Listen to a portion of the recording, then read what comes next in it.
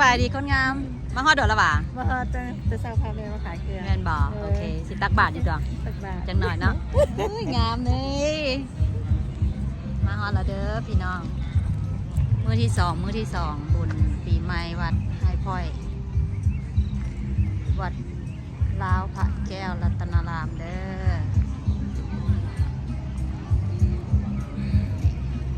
มื้อที่2แล้วมื้อนี้มันอยากกระตุกกระติดได้หน่อยนึงเด้ออามินอันคือคักๆได้หน่อยนึงพี่น้องมีขี้มาฮอดมาเถอะ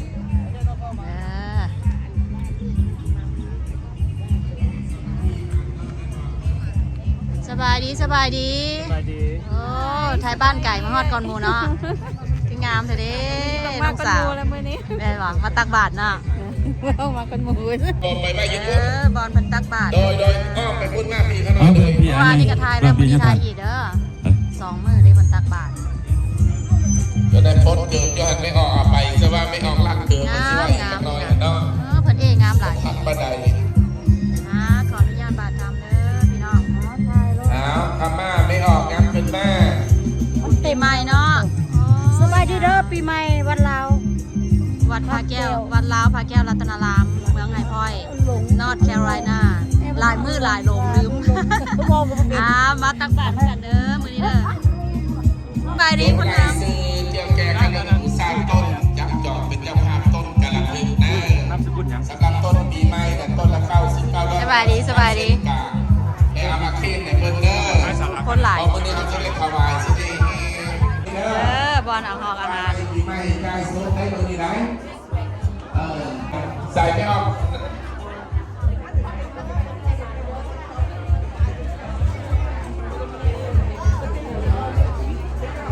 อันนี้เพิ่นต้นนี้มันเพิ่งมาจากเมืองลาเล่นี่ต้นเมืองลาเล่นี่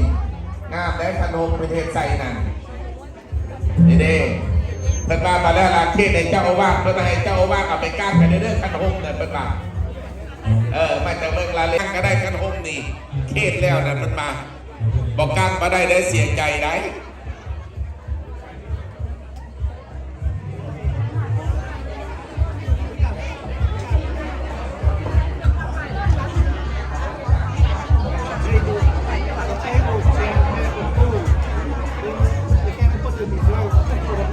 สบายดีคนหลายมานี่นะมื้อที่2แล้วนี่เด้อตักบาตรสมพรครับอันนี้สำหรับต้นมาจากเมืองลาเล่เด้อนี่เด้อฮู้บ่กันเด้อลูกชายใหญ่คนพ่อคนแม่แล้วได้น่ะอ๋อสโตน่ะ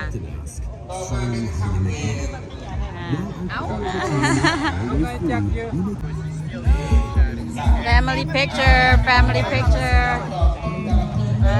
พี่น้องคนกำลังเริ่มมาตักบาตรตักบุญนี่ห้านขายคาเห็นปะห้านขายคาก็ได้ขายดีเลยยังมาสะอ่อนคานี่อยู่นี่ It's pretty Thank you ห้านี้แล้วอะไรนี่เนาะนี่มาถ่ายอีกก่อนมือนี่มือที่2แล้วเด้อมาเอาข้าวหลามซอยกันเด้อนี่เด้อข้าวหลามเด้อหวานแซ่บๆยะแซ่แล้วจืนตีนเจ้าจืนเอโกรก็มีเด้อนี่อยู่ใกล้ห้านลำวงนี่เด้อมาซื้อซอยเพื่อนแน่นี่ตอนหน้าห้านลำวงนี่แหละนี่มาซื้อซอยเพื่อนเด้อพี่น้องนี่ปีใหม่ลาวออกมาปีนี้คนหลายห้านขายหลายโอ้หลังเช็ดไล่ซดไล่อย่างไรดูได้เห็นน้ำพวกเขาไม่ได้มาห่วงเด้พวกบางคนที่ไปตักบาตรอยู่วัดอาณาซาลอนก็มีมาในวัดหนองซาใหญ่นั่นบางคนมาแล้วเมื่อวานนี้วันนี้มาได้มาก็มีเด้แล้วก็กระเบนกันไปวันนี้มาดีวันนี้ไปพุ่งอย่างสินะเนาะ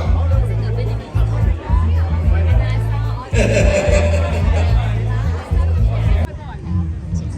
พากันทายสมาคมแม่ยิงลาวติ สีงามเนาะ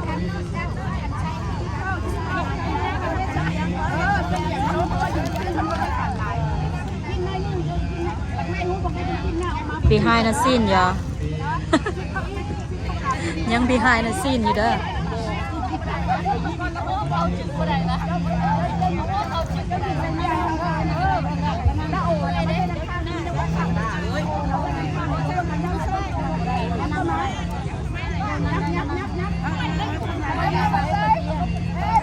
หลายเนาะ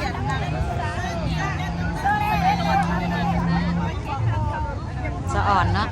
สะอ่อนเนาะนี่แต่พวงงามๆเอาอันนี้ก็ได้สืบอยู่เป็นแอลเลทีมีแต่พวงงามๆสะอ่อนเด้สะอื้นสะอ่อนเด้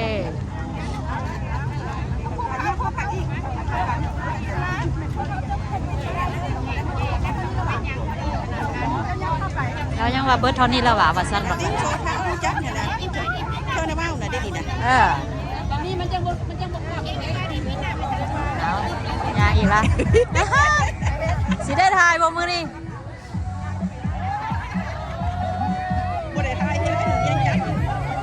สิได้ทายบ่มือนี่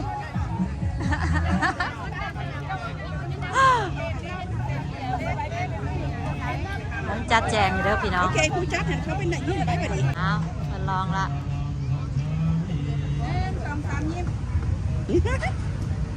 บุญยิ้มค่อยกระเทกอย่าเฮ็ดตายีแหละเด้อมีเขาใส่แว่นตาอ๋อมีตะพูมงามเด้สะอ่อนเด้จะมาให้พวกเป็นอะไรเล่นโอ้เอาระวังล่มผัวล่มละตายนะผัวสิล่มแล้วมือกล้องเลยขวบเฮียอีหลีห้ามเอาเดี๋ยวตอนเดียวนึงบ้านลอยเอาอยู่แล้วว่าไปร้อยแล้วสิเอาเด้เอายิ้ม1 2 3ยิ้มโอ้งามยิงแควไว้โลดบ่อย่างยิ้มกันยิงแควไว้โลด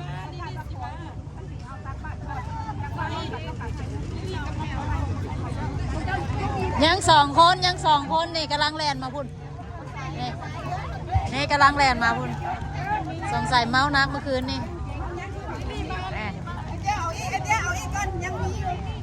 ยังมีอยู่2 คนยัง2นางสาวนางสาวเมาข้างเมื่อคืนนี่ปานจับปู่เสดงโตหลายแท้นะคะเด็กยังอีกคนหนึ่ง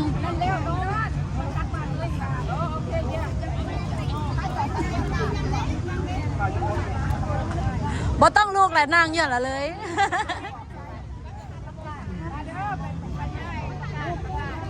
เบิ่งข้าเจ้าสิฟ้อนนี่แฮะงามได้ดีเจ้าไปหาน้องบงน้ำกันเด้อไปบ่ไปหาน้องบงบ่บัดนี้มาเด้อป้าสะอ่อนเจ้ามีแต่พวงงามอ้อยพ่ออยากเป็นผู้เบา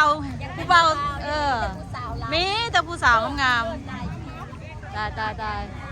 ก็น่าสะอ่อนดิสะอ่อนดิมีแต่ผู้งามโอ้ยนี่เอา3 คนกันบาทนึงเอา3 คนบาทนึงอันนึง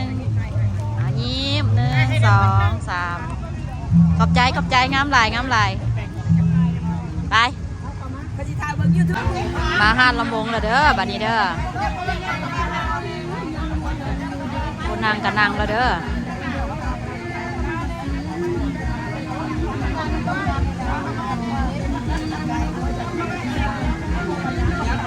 ว่าจังไดโอเคคนได้รับจับโอเคนี่ซ้ำนี่ปีหน้านี่สิซ้ำใด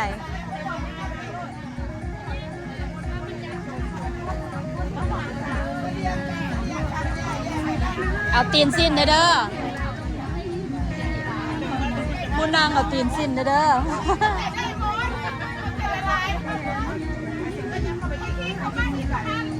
บ่ได้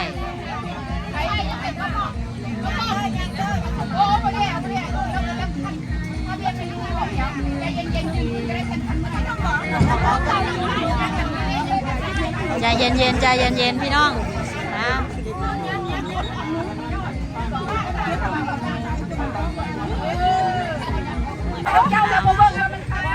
ท่านนางกับนางรู้ได้ว่าสนแล้วเราบอกนาง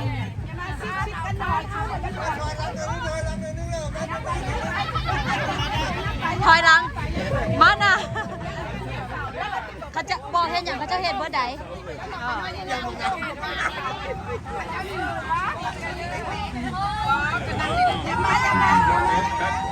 ช่วยเจ้าอย่าบอกยิ้มเด้อบอกเขาเจ้ายิ้มแค่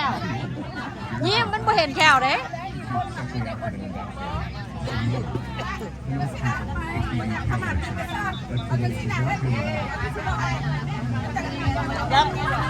เห็ดโค้งๆนะย่าเห็ดโค้งๆแบบนี้ฮะแมนมันก็ได้อันเบิร์ด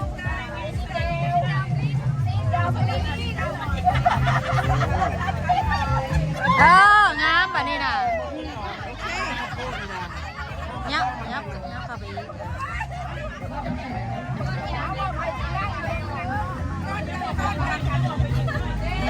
โอเคได้แล้ววันนี้นะฮะ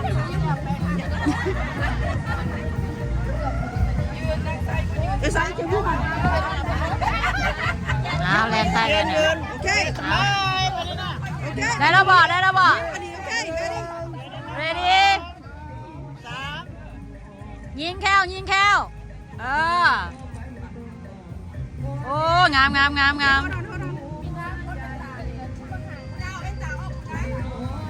ยิงแควเลยเด้อยิงแควไว้ยังยิ้มอยู่ยิงยิง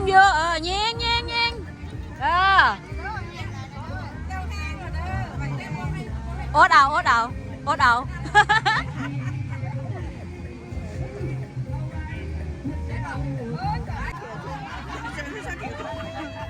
คอยแล้วแต่ตอนหนูเจ้ายิงแควพูดละอันน่ะแช่เอากันเอาก็ได้ดอกแช่เอาสิประมาณนี้เด้อป้าใหญ่สุดยอดได้นี่ป้าใหญ่นี่มือนี่โอ้สุดยอดเลยสุดยอดงามได้มีแต่พวงงาม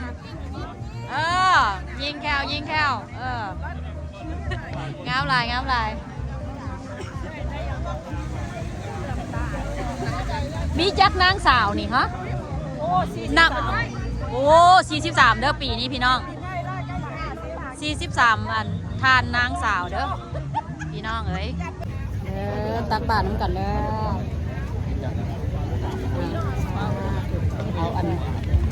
เอามีพุ่นได้มาตักเพราะว่าเดี๋ยวนี้ยังรอ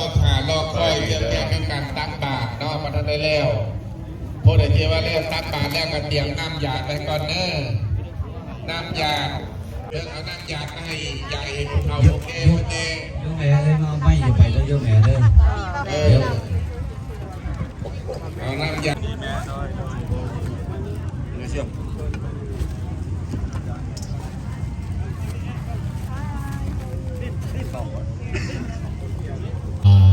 พ่อแม่พี่น้อง ดอกไม้งามเด้อใส่ปัก ช่วยสามสาราบุญก็ดีตักบาตรจะล้มกันได้นี่ล้มกันไปนะมันก็มาเงาที่เนาะหลังจากนั้นก็เตรียมนำยาพ่อรับพรญาติน้ำก็ถือว่าเป็นอันสิ้นสุดในการทำบุญปีใหม่ในมื้อนี้ใส่เบอร์เลยโลดดับบุญให้บุญให้ก็ซึ่งรับประทานอาหารเที่ยงพร้อมกันเนาะม่อนไทยนั่นแหละน้ำยาให้ประพุทธจันทร์แหมาเลยเรื่องน้ำยาเด้อ คือเหลืองเงินนี่น้ำยาแล้วมีจอกเป้าว่าไปจันทร์แหโอ้เนี่ยเขาจะอยากจะได้โอนเขาจะเลยอยากจะเหลือ2 ก้อนเลย2 ก้อนเมื่อขั้นตอนที่ กินมื้อนี้นี่ได้ เมื่อกินกินน้ำกันนี่ได้นี่แล้วเราเด้อนี่เด้อให้ได้บุญน้ำกันตักบาตรน้ำกันได้บุญน้ำกันแถวนี้เป็นลูกหล่าได้นี่แถวนี้เป็นลูกหล่าได้แถวนี้ตักบาตรให้ได้บุญน้ำกันเด้อบุญปีใหม่ เป็นลูกหลาเป็นลูกหลาลูกหลามาตะตางลาดเดี๋ยวนี้เด้อยังทันอยู่ยังทันอยู่ยังทันอยู่ เดี๋ยวพาปิดนี่ เป้าปีเด้อยังสอง สาวหลานทั้งสอง ยังลูกสาวลายังลูกสาวลา มาลำล้างมาลำล้าง ตักบาตรละ เดินมาขอบ่อยปิดก็จะดี ด้วยว่าจะด้วยใจด้วยรับ เป็นลูกสาวลามาตะลุนนกเด้อนี่เด้อ ส่งทุกสิ่งทุก